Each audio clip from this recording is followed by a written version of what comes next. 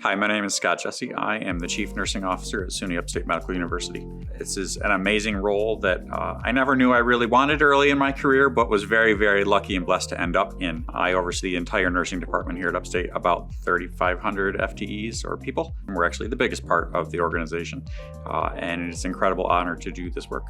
So I started at Upstate in 1999 in what back then was called the MS ICU, or the Medical Surgical ICU. It was an 8-bed, very high acuity specialty unit. The sickest of the sickest patients in Central New York came through that unit.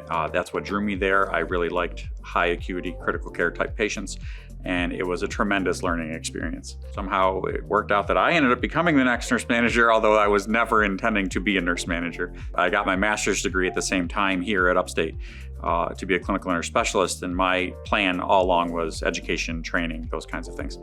Somehow I fell into the management role. It was the greatest mistake that has ever happened to me. Then I became the Deputy Director of Nursing for Emergency Services and picked up a few other positions. And then I became the Executive Director of Nursing, and then was lucky enough to be named the Interim Chief Nursing Officer, and very lucky to be named the Chief Nursing Officer.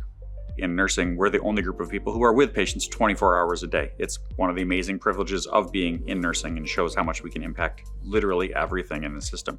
My job really is to make it possible for them to deliver that care, right? To remove as many barriers as possible, to make it easy for them to make sure they have the resources they need, and to understand what their challenges are so that we can advocate and work on those challenges on a daily basis. If we're missing the mark, they tell us we're missing the mark, and that's okay, because we need to hear that, and we need to make sure the things that we advocate for make sense and that they make a difference for them. So we do that mostly through shared governance, but we do with a lot of committee work as well. We do it by pulling frontline staff and frontline leaders into committees to help us with our decisions. If you know me, you know I am a big proponent of education, certifications, learning programs, etc. I'm always talking to people about using our tuition benefits, which are tremendous.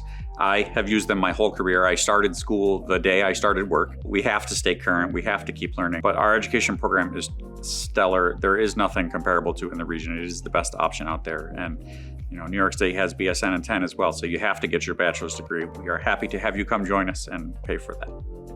We are with patients during their most vulnerable times, their most exciting times, their most scary times. To have that privilege or that right to be there and help those people and their families through those events is a remarkable experience as a human being, as a nurse, as a person who cares about other people.